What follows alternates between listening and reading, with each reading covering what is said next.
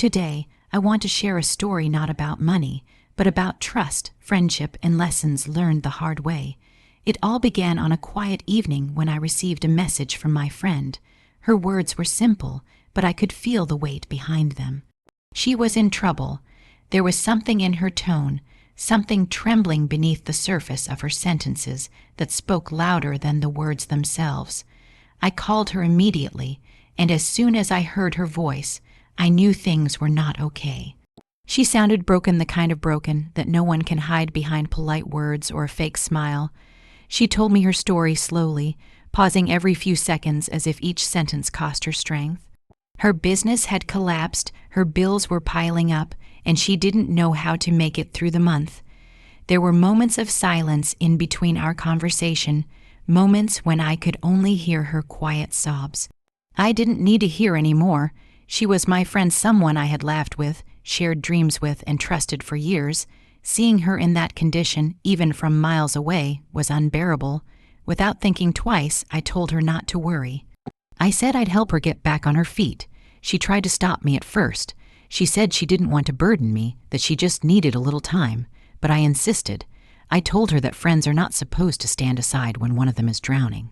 I promised her everything would be fine soon. Inside, I felt a strange sense of relief, as if helping her was helping me too. That night, I sat down and checked my savings. It wasn't easy. The amount she needed, 1 lakh rupees, wasn't a small one. I had worked hard to save that money, sacrificing little comforts here and there. But when I thought about her situation, about how hopeless she sounded, I didn't hesitate. I transferred the money to her account the next morning. She called me immediately after receiving it. Her voice was different now, lighter, almost grateful to the point of tears. "I promise I'll return it in 3 months," she said, her voice trembling. "I just need this time to fix things. You have no idea how much this means to me." I smiled, even though she couldn't see me. "Take your time," I said. "What matters is that you're okay." That day, I felt proud that I could be there for someone when they needed me most, proud that I didn't let money stand in the way of humanity. Friendship to me had always meant more than numbers in a bank account.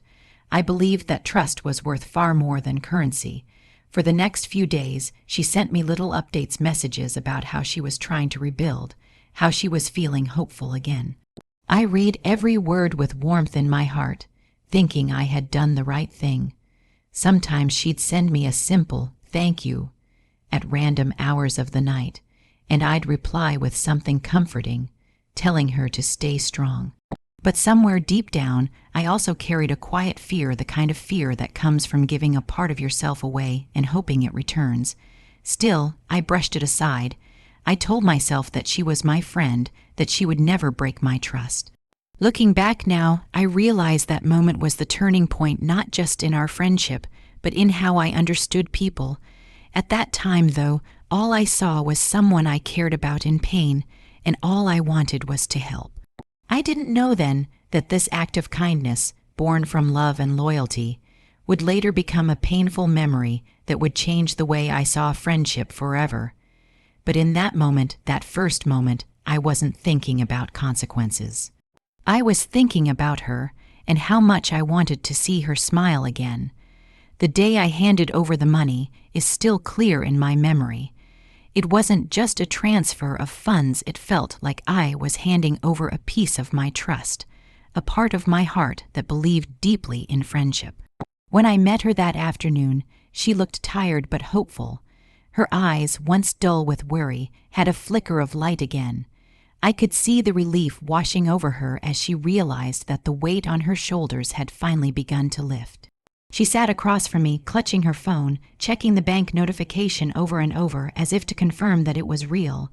Then she looked at me, her eyes filling with tears. "I don't know what to say," she whispered. "You have no idea how much this means to me." I smiled gently and told her, "You don't have to say anything. Just promise me you'll be fine." She nodded eagerly. "I will return every single rupee in 3 months. I give you my word." Her tone was firm, sincere, almost sacred. In that moment, I believed her completely. After all, this was someone I had known for years, someone who had stood by me during my own dark times. I had no reason to doubt her promise. We spent a few hours together that day. She spoke about her plans, how she was going to restart her work, how this money would help her escape the mess she had fallen into. There was a certain confidence in her words that made me feel proud. I thought to myself, asterisk, this is what friendship is about, lifting each other up when life tries to pull us down. Asterisk, as the sun began to set, we parted ways. Before leaving, she hugged me tightly. It wasn't just a friendly hug, it was emotional, full of gratitude and relief. 3 months, she said again with a smile. That's all I need. You'll get it all back, I promise. Her voice echoed with sincerity, and I smiled back, feeling at peace. That night, I couldn't stop thinking about the moment. I replayed our conversation in my mind like a comforting memory. I felt good not because I had given her money, but because I had restored someone's hope. I believed that maybe, just maybe, kindness had a way of coming back. Over the next few weeks, she sent me short messages, little updates about how things were improving. Work is picking up again. She wrote one day, I'll be able to return it sooner than expected. Those words filled me with happiness. It wasn't the money that mattered. It was the honesty behind her communication that strengthened my faith in her. Sometimes we'd talk late at night about how unpredictable life could be. She'd thank me again and again, and I'd tell her she didn't need to. Just do well. I'd say that's enough for me. The 3rd month came faster than I expected. I didn't even think of reminding her about the money. I trusted that when the time came, she would fulfill her promise. Our friendship was too strong to be measured in currency. I remember the exact date she had mentioned for repayment. That morning, I smiled at my phone, half expecting her message. When it didn't come, I brushed it off, thinking she must be busy. A few days passed, still no word about the money, but I wasn't worried, not yet. Trust is slow to doubt, and my heart wasn't ready to question hers. At that time, I couldn't have known that her promise, those 3 words, asterisk, I promise you, asterisk, would become the most haunting part of our friendship. I didn't know that the warmth in her eyes that day would fade into silence and that her gratitude would vanish into excuses. But for that moment, for that season, everything felt pure and genuine. I believed in her words, in our friendship, and I had no idea that belief was the very thing that would soon break me. Time has a strange way of testing people. The first few weeks after she promised to return the money passed quietly. I didn't think much about it. She had said 3 months, and I believed her completely. In those early days, she still messaged me sometimes small updates about how things were finally getting better. She said she had found new clients, that her income was starting to stabilize, that soon she'd clear all her dues. Her tone always sounded hopeful, and that hope gave me comfort. But slowly, as the days turned into weeks, the messages began to fade. Where she once shared her plans and gratitude, there was now only silence. I told myself she was probably busy, trying to fix her life. I didn't want to be the kind of friend who reminded someone about money when they were already struggling. So I stayed patient. Month 1 passed, then month 2. Still no repayment, but I wasn't worried. I kept believing she would keep her word. I remember the day the 3rd month began. I checked my phone more often than usual, half expecting a message from her saying, "It's time, I'm returning what I owe you." But nothing came. I waited a few days, then a week, and still there was no mention of it. When I finally decided to text her casually, she replied after a long delay. Her message was polite, even warm, but vague. She said she was still sorting out a few things and would take care of it soon. I trusted her again. I told her to take her time, that I understood, but deep down, a small voice whispered something unsettling, a quiet doubt I tried hard to ignore. Another month passed. My calls sometimes went unanswered. My messages would be marked as seen, but left without a reply. And when she did respond, her tone felt different, colder, distant, as if my presence had started to annoy her. That's when I began to realize that something wasn't right. I tried to convince myself that maybe she was just embarrassed. Maybe she didn't know how to talk about money without feeling guilty. I wanted to give her the benefit of the doubt again and again. I remember one particular evening vividly. I was sitting alone, scrolling through my old chat with her. I saw the promise she had made, asterisk, I'll return it in 3 months, I promise. Asterisk, I stared at that message for a long time, and something inside me sank. It had already been over 5 months, and the person who once couldn't stop thanking me now avoided even a simple conversation. As more months went by, I stopped expecting anything, not because I didn't want my money back, but because I started realizing I might never see it again. The hope that once made me feel warm now felt heavy, almost painful. Every time my phone buzzed, I'd glance at it, hoping to see her name, but it was never her. There's a kind of silence that feels louder than any words, and that's the silence I was living in. A silence filled with unspoken disappointment, with trust slowly fading away. I didn't confront her. Maybe I was afraid of what she would say. Maybe I already knew the truth, but didn't want to face it. 15 months went by like that. 15 months of waiting, of believing, of questioning my own kindness. Sometimes I thought of calling her one last time, demanding an answer, but my heart wasn't angry, it was tired. Tired of waiting for a promise that had turned into nothing but echoes. That waiting period changed me. It made me realize that time doesn't only heal wounds, sometimes it reveals truths. And the truth was simple. The person I trusted the most had quietly walked away from her promise, leaving behind not just unpaid money, but an unpaid friendship. It was around the 15th month when reality finally settled in. The truth that I had been avoiding for so long stood right in front of me, clear and undeniable. She wasn't going to return the money, not now, maybe not ever. It wasn't even about the money anymore. It was the realization that the person I had once trusted with my eyes closed had simply disappeared from my life without a word of honesty or regret. I remember sitting alone one night, scrolling through my old messages with her again, like I had done so many times before. This time, though, the emotions were different. There was no anger, no hope, just a deep emptiness. Every thank you she had once sent now felt hollow. Every promise, every kind word, every smile I remembered, they all felt like fragments of a story that had ended long before I realized it. I tried reaching out one last time. I typed a long message, not demanding, not harsh, just a simple reminder. I told her that I understood her struggles, that I wasn't rushing her, but I hoped she would stay true to her word. Hours turned into days and my message remained unread. I sent another one, shorter this time. It was seen, but there was no reply. That was the moment my heart sank. I realized she wasn't busy or struggling anymore. She had simply chosen to ignore me. It's a strange kind of pain, the one that comes from betrayal without confrontation. There's no argument, no closure, no ending, just silence that grows heavier every day. I kept asking myself what had changed. Was I too kind, too trusting, or had she always intended to take advantage of that trust? These questions circled my mind endlessly, and no matter how I tried to reason with myself, none of the answers brought peace. Friends told me to let it go. They said, money comes and goes, but at least you learned who she really is. Maybe they were right, but the lesson didn't make the loss any easier, because the loss wasn't just of money, it was the loss of belief. I had believed in her honesty, her loyalty, her friendship, and now all of that was gone. Sometimes I'd see her posts on social media smiling, celebrating, traveling. It hurt, not because she was happy, but because I was once part of her happiness when it was built on trust.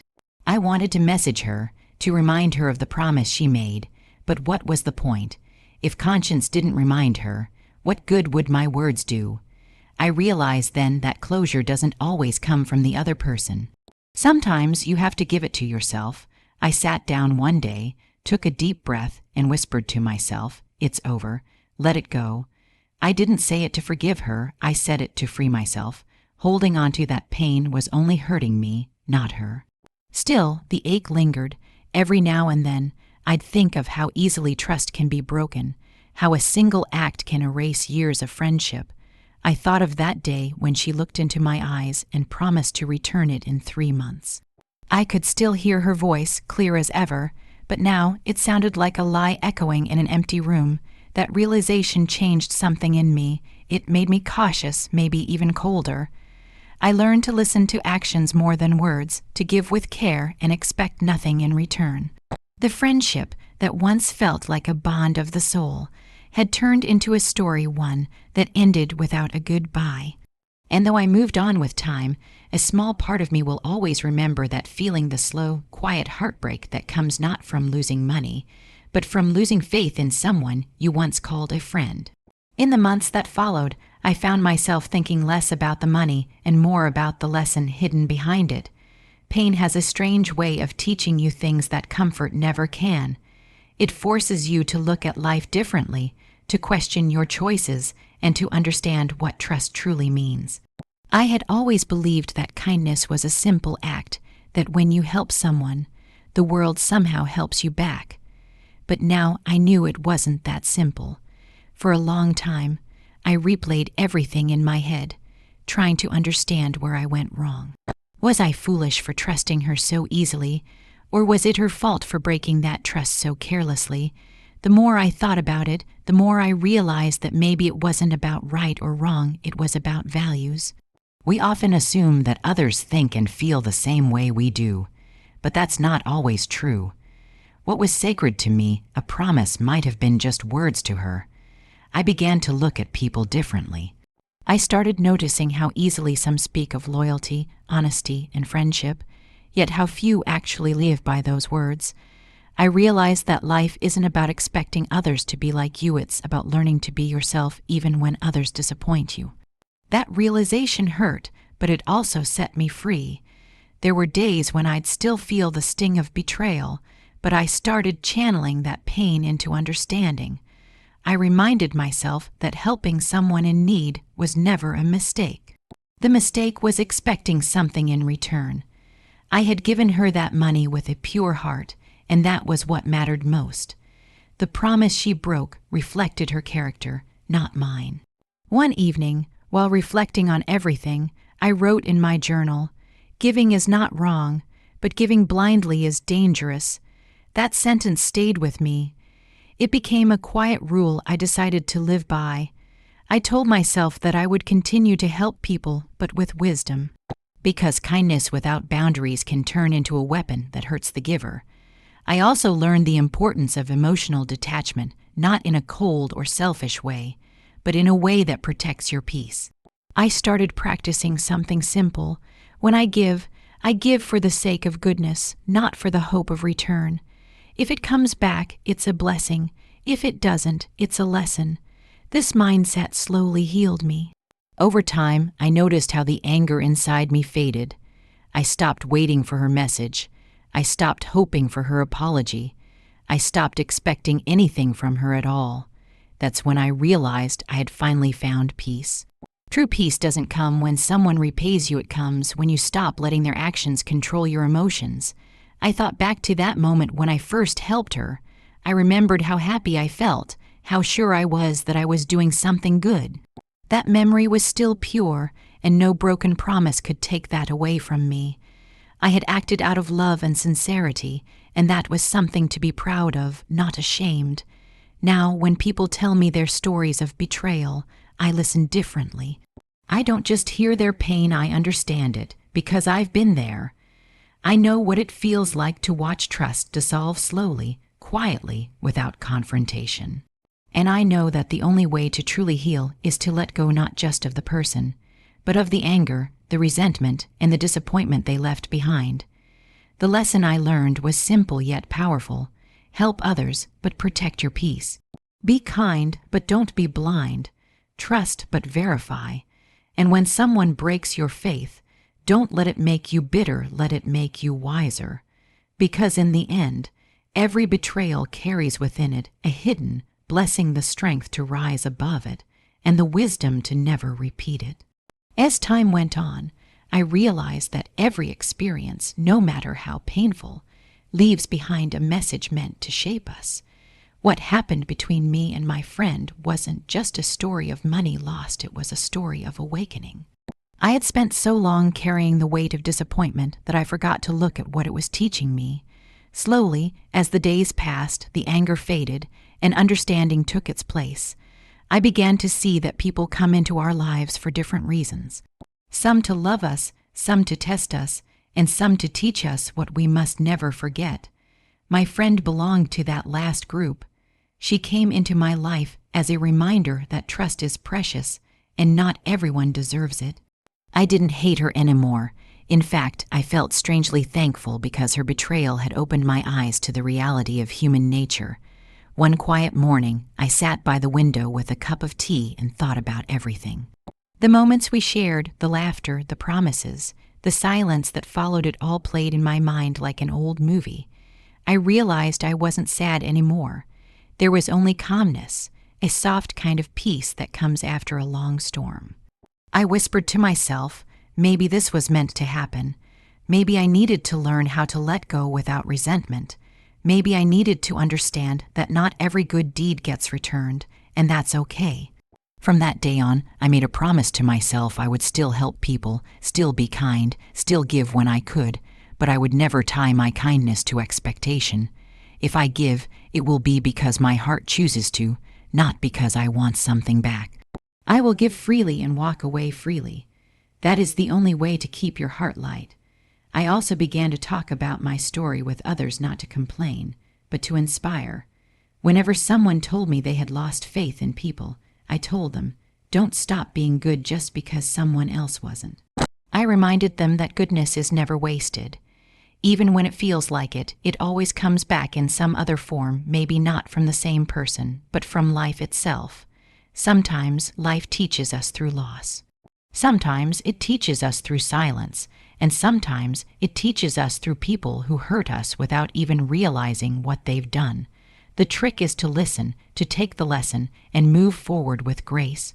I had learned that forgiveness isn't about letting someone off the hook, it's about freeing yourself from the chain that ties you to the pain. When you forgive, you don't erase what happened, but you stop allowing it to control how you feel. That's what I did. I forgave her not because she deserved it, but because I deserved peace. Now, when I think about her, there's no bitterness left, just a quiet acceptance. She was a chapter in my life, not the whole story. A chapter that taught me strength, boundaries, and the importance of self-respect. I often say to myself, be kind, but be wise. Give, but don't expect. Love, but don't lose yourself. These words have become my compass, a reminder of who I am and who I want to remain. Because at the end of it all, money can be earned again, but trust, once broken, leaves a mark that money can never erase.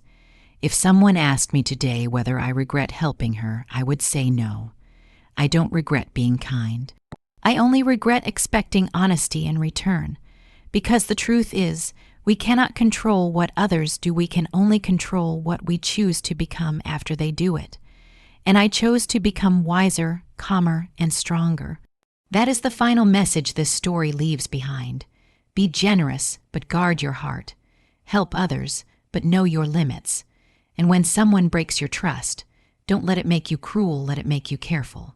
Because true strength isn't in holding grudges. It's in letting go, smiling, and saying to yourself, I did the right thing, and that's enough.